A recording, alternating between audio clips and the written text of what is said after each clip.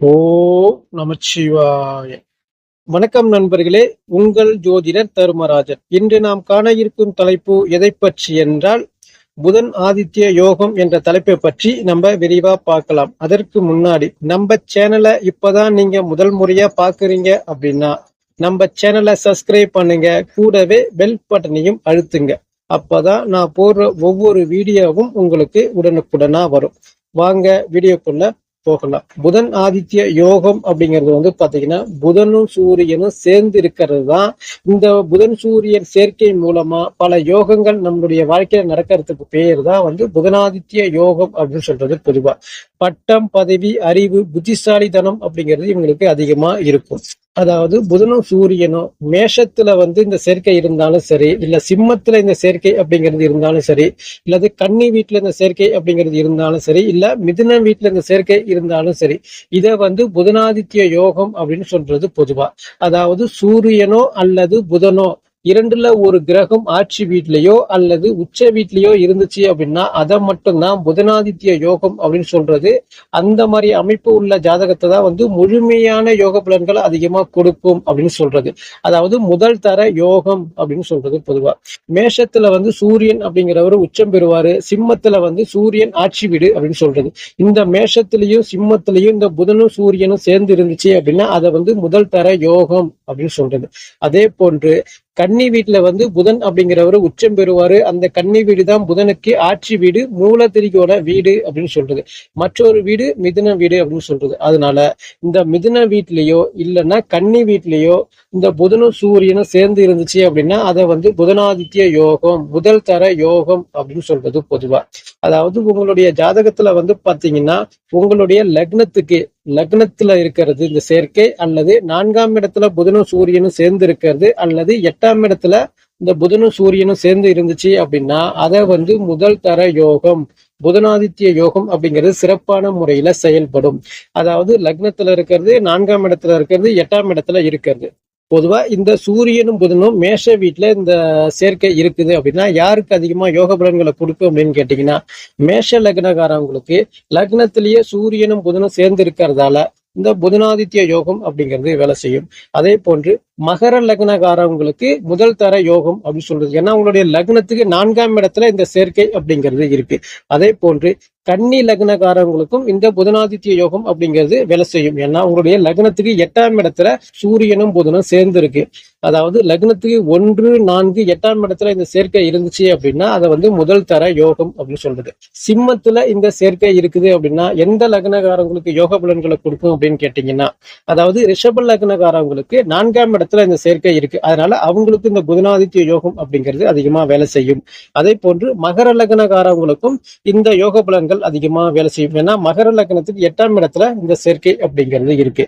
அதே போன்று சிம்ம லக்னக்காரங்களுக்கும் இந்த புதனாதித்ய யோகம் அப்படிங்கிறது முதல் தர யோகம் அப்படிங்கிறது சொல்லலாம் பொதுவா.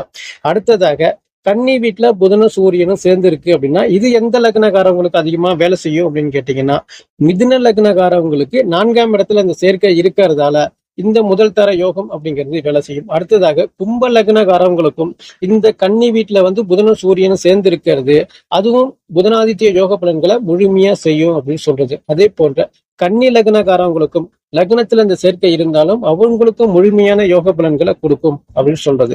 கடைசியாக மிதுனத்துல இந்த புதனும் சூரியனும் சேர்ந்து இருந்துச்சு அப்படின்னா அவங்களுக்கு விருச்சிக லக்னக்காரங்களுக்கு 8ஆம் இடத்துல இந்த சேர்க்கை இருக்கிறதால விருச்சிக லக்னக்காரங்களுக்கு இந்த முழுமையான யோக பலன்களை செய்யும். மீன லக்னக்காரங்களுக்கு 4ஆம் இடத்துல இது இருக்கிறதால மீன லக்னக்காரங்களுக்கும் இந்த யோக பலன்கள் அதிகமா செய்யும். அதே போன்று மிதுன லக்னக்காரங்களுக்கும் இந்த லக்னத்துல இந்த சேர்க்கை இருக்கிறதால அவங்களுக்கும் முழுமையான யோக பலன்களை கொடுக்கும். இந்த 4 ராசியில புதனும் சூரியனும் சேர்ந்து இருந்துச்சு அப்படின்னா இந்த லக்னக்காரங்களுக்கு எல்லாம் முதல் தர யோகம் அப்படின்னு சொல்றது. அதாவது யோகம் சொல்றீங்க, அது எந்த மாதிரியான யோக பலன்கள் செய்யும் அப்படின்னு கேட்டீங்கன்னா, ஒரு நல்ல படிப்பை கொடுக்கும், நல்ல வேலை வாய்ப்பை உருவாக்கி கொடுக்கும், அரசு பணி, அரசு சார்ந்த துறையில வேலை பார்க்கறது, அரசியல்வாதியாகக்கூடிய அமைப்பை ஏற்படுத்தி கொடுக்கறது, அதே போன்று புத்திசாலித்தனத்தை அதிகமா ஏற்படுத்தி கொடுக்கும். வாழ்க்கையில எவ்வளவு பெரிய பிரச்சனைகள் வந்தாலும் அதை தனி ஒரு ஆளா நின்று சமாளிக்கக்கூடிய நிலை அவங்களுக்கு ஏற்படும். எப்படி பிரச்சனைகள் வந்தாலும் அவங்க வாழ்க்கையில முன்னுக்கு வந்துருவாங்க. பின்னுக்கு வரக்கூடிய சூழ்நிலை அவங்களுக்கு ஏற்படுறதுக்கு வாய்ப்புகள் இல்லை.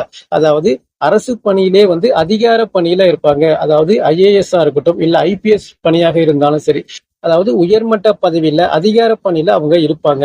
அவங்களுக்கு கீழே வந்து பாத்தீங்கன்னா ஒரு 100 பேர் வேலை செய்யறது, அவங்களுடைய ஆணைக்கிணங்க பல பேர்கள் வேலை செய்யக்கூடிய அமைப்புல அவங்கள ஏற்படுத்தி கொடுக்கும். வெளிநாடு சென்று படிக்கிறதா இருக்கட்டும், இல்ல வெளிநாடு சென்று வேலை பார்க்கக்கூடிய அமைப்புகளா இருந்தாலும் சரி, அதே போல இவங்களுக்கு அந்த யோக பலன்கள் அதிகமா வேலை செய்யும். அதாவது டீச்சிங் லைன்ல இருந்தாலும் சரி, இல்லைன்னா கணினி சம்பந்தமான துறையில இருந்தாலும் சரி, இல்ல வங்கி அதாவது கணக்கு வழக்கு பார்க்கக்கூடிய பணிகளை இருந்தாலும் சரி, இல்ல ஒரு ஆடிட்டர் துறையில இருக்கா, இல்ல ஒரு அட்வொகேட் பணியில அவங்க இருக்காங்க, அதாவது நிதித்துறை, நீதித்துறை இந்த மாதிரியான பணிகள்ல வந்து பாத்தீங்கன்னா அவங்க உயர்ந்த பணியில இருக்கக்கூடிய அமைப்பை ஏற்படுத்தி கொடுக்கும்.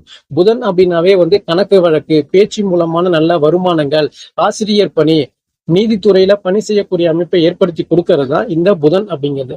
சூரியன் அப்படிங்கிறது வந்து அரசு பணி, அதிகார பணி, அதிகார வர்க்கத்துல வேலை பார்க்கக்கூடிய அமைப்பை ஏற்படுத்தி கொடுக்கும். அரசியல்வாதி ஆகக்கூடிய அமைப்புகளும் ஏற்படுத்தும். இதனாலதான் அந்த சூரியனும் புதனும் சேர்ந்து இருக்கிறதாலதான் அவங்களுக்கு வந்து பாத்தீங்கன்னா பல நன்மைகள் ஏற்படுத்தக்கூடிய அமைப்புகளை அவங்களுக்கு ஏற்படுத்தும். இந்த யோகா பலன்கள் அதிகமா உள்ளவங்களை பாத்தீங்கன்னா குடும்ப வாழ்க்கை அப்படிங்கிறது சிறப்பா இருக்கும். சின்ன வயசுலயே அவங்க வந்து வேலைக்கு அரசு பணிக்கு போயிடுவாங்க. இவங்களுக்கு அஸ்யா சொத்து யோகம் அப்படிங்கிறது அதிகமா இருக்கும். சொந்த வீடு அமைப்பு அப்படிங்கிறது இவங்களுக்கு அதிகமா இருக்கும். அதாவது சுகபோக வாழ்க்கையை வாழக்கூடிய தகுதி உள்ள நபர்கள் அப்படின்னு கூட இவங்கள பொதுவா சொல்லலாம். அதாவது இந்த லக்னத்துக்கு வந்து பாத்தீங்கன்னா 1, 4, 8ஆம் இடத்துல இந்த சேர்க்கை இருந்துச்சு அப்படின்னா இதை வந்து முதல் தர யோகம் அப்படின்னு சொல்றது. அடுத்ததாக 2வது தர யோகம் அப்படிங்கிறது ஒரு லக்னத்துக்கு வந்து திரிகோணத்துல இருந்தாலும் சரி, இல்ல கேந்திரத்துல இருந்தாலும் சரி, அதை வந்து 2ஆம் தர யோகம் அப்படின்னு சொல்றது. திரிகோணம் அப்படிங்கிறது 1, 5, 9ஆம் இடத்துல இந்த சூரியன் புதன் சேர்க்கை இருந்தாலும் சரி, இல்ல கேந்திரத்துல 1, 4, 7, 10ஆம் இடத்துல இந்த புதனும் சூரியனும் சேர்ந்து இருந்தாலும் சரி, இதை வந்து 2ஆம் தர யோக பலன்கள் அப்படின்னு சொல்றது பொதுவா. அதாவது முதல் தர யோக பலன்களை பொறுத்த வரைக்கும் அதிகமான யோக பலன்களை முழுமையா செய்யும். ஆனா இந்த 2ஆம் தர யோக பலன் அப்படிங்கிறது ஒரு 150% யோக பலன்களை மட்டும்தான் செய்யும் அப்படின்னு சொல்லலாம் பொதுவா. அதே போன்று இந்த புதனும் சூரியனும் சேர்ந்து இருக்கும் பொழுது அங்க பாவ கிரகத்தோடைய சேர்க்கையோ இல்லைன்னா பார்வையோ அங்க விடும் பொழுது அந்த முழுமையான யோக பலன்களை கொடுக்கறதுல தவறி விடுது அப்படின்னு கூட பொதுவா சொல்லலாம். இப்போ உதாரணத்துக்கு நீங்க வந்து மகர லக்னத்துக்கு சிம்ம வீட்டுல புதனும் சூரியனும் சேர்ந்து இருக்கு, ஆனா எனக்கு அந்த யோக பலன்கள் எதுவுமே செய்யல, அந்த யோகம் இருந்தும் எனக்கு புண்ணியம் இல்லை அப்படின்னு சொன்னாலும் உங்களுக்கு அந்த தசா புத்தி உங்களுக்கு நடப்புல வரணும். அதாவது ஒரு சரியான வயதுல புதன் திசையோ இல்லைன்னா சூரியன் திசையோ உங்களுக்கு நடப்புல வந்துச்சு அப்படின்னா இந்த புதனாதித்ய யோகம் அப்படிங்கிறது முழுமையான யோக பலன்களை கொடுக்கும் அப்படிங்கிறது தான் உண்மை. அதாவது எனக்கும் யோகம் இருக்குன்னு சொல்லிட்டு அந்த தசா புத்தியை உங்களுக்கு வரல அப்படின்னா அந்த யோக பலன் இருந்தும் உங்களுக்கு புண்ணியம் இல்லை அப்படின்னு தான் பொதுவா சொல்றது. இந்த புதனாதித்ய யோகத்துல இருக்கிறவங்களை பொறுத்த வரைக்கும் இந்த வாழ்க்கையில உயர்ந்த நிலையில எப்போதுமே இருப்பாங்க. வாழ்க்கையில எவ்வளவு பிரச்சனைகளை வந்தாலும் தனி ஒரு ஆளா நின்று போராடி வெற்றி பெறக்கூடிய சூழ்நிலையை அவங்க உருவாக்கி ஏற்படுத்திப்பாங்க. அதாவது இவங்களுக்கு வந்து பாத்தீங்கன்னா பல கஷ்டங்கள் வந்தாலும் இந்த கஷ்டத்தை பார்த்து பின்னோக்கி செல்ல மாட்டாங்க, பின்வாங்க மாட்டாங்க, அந்த கஷ்டத்தை பார்த்து பயப்பட மாட்டாங்க அப்படின்னு கூட பொதுவா சொல்லலாம். இப்ப இவங்களுக்கு வந்து பேச்சு திறமை அதிகமா இருக்கும் என்று கூறி மீண்டும் அடுத்த காணொளியில் உங்களை சந்திக்கின்றேன். நன்றி, வணக்கம். ஓம் நமச்சிவாய. வாழ்க வளமுடன்.